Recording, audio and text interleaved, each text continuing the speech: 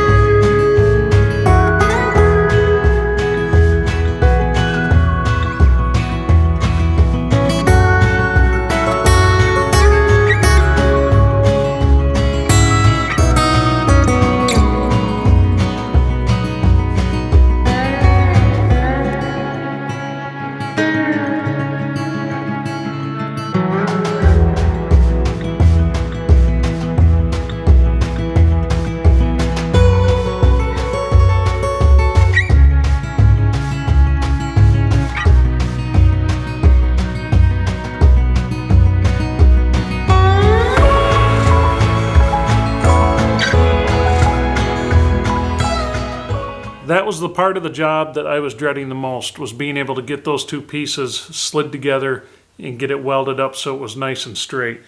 The big reason for me putting the fish plates in right now was to help kind of maintain that straightness while we do the rest of the bunks. Now, we did this by, I ran a string line down both sides, put a 1-inch block under each end, and then we made adjustments and shimmed everything until we had 1 inch all the way down through that string. You know, I'm used to building with strings and things of that nature, so I kind of go to what I know. To me, it's one of the most accurate ways that I know of. I know a lot of you guys can do this in your sleep. When it comes to something like this, this is the biggest welding project I've ever done. You know, the forge press was a good one, the 2x72 belt grinder was a good one, but this is by far the biggest welding job I've ever tackled, and this has to be strong, it has to be sturdy, has to be straight, and it has to be right. Now, I'm going to be driving this thing almost 2.5 hours south, and some of it's going to be some pretty bumpy stuff we're going to be going through. So this really has to be done right. One of you guys commented on the last video that the top of the bed isn't as important to get that as square. It's more the measurement from the point of the tongue to where the axle's set. And I do know that. We'll be covering that as we go along. I'm having trouble talking tonight. I don't know. Just distracted, I suppose. But so the next step out, we're going to start getting the bunks in, and then we can get that other channel iron across. And then after that, we're going to finish putting our jacks on. We have wheel wells to build. We have axles to mount. I'm going to get the jacks on there first because I plan to jack this thing up when I mount the axles, and then I have to figure out a way to flip the whole thing over and weld it. Probably what we might do, I might get the tongue and everything tacked on, get it outside, get the big tractor down here, and flip it that way. I'm a little, I could also use chain hoist and do it inside here, and maybe that'd be safer. I don't know. But, so that'll be interesting, because now there's no way in hell that this thing's getting moved by hand. Even 1/2 section on its own was not fun to move by hand. I probably could have videoed it, but I got into what I was doing so much, I had the kids helping. So all we did was we hooked the chain hoist to it, put rollers under it, and just like we used to do the timbers, we pulled it back inside. I was going to do this outside, but I gotta be honest with you, having a nice concrete floor to work on now, it's spoiled me. I hate doing stuff in the driveway. For years, all I used to do was fix everything in the driveway. I've rebuilt tractors in that driveway. Well, I have this building now, and honestly, I just can't make myself do it. So anyway, I hope you guys enjoyed this one, and I'll see you on the next one.